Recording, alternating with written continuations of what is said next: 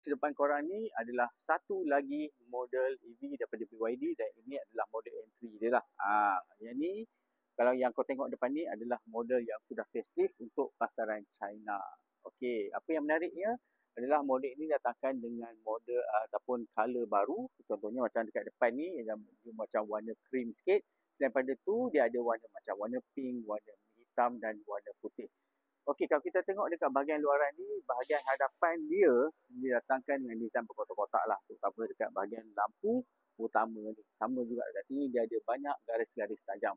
Kalau kita tengok dekat belah tepi pula, okey, dia menggunakan rim bersaiz 16 inci dengan rim cap kat situ. Nampak dia sebenarnya rim besi tapi dia letak cap dan tempat chargingnya adalah dekat sini. Dia punya charging tu bergantung kepada bateri yang kau pilih. Dia punya range tu dalam 305 hingga 405 km dengan sekali charge mengikut si Chinese punya ni lah WLTP ni lah. Okey, lepas tu dekat bahagian belakang ni saya lebih suka bahagian belakang dia. Okey, nampak bahagian belakang ni memang menarik dengan lampu bar LED macam tu kan, dengan lampu belakang macam tu dan dia punya design tu menampakkan bahagian luarannya adalah lebih lebar.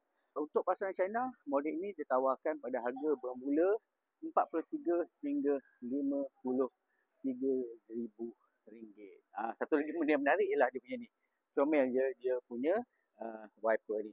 Okey, so model ini nampaknya memang tak akan dilancarkan dekat Malaysia sebab dia setakat ni cuma ada left hand drive saja. So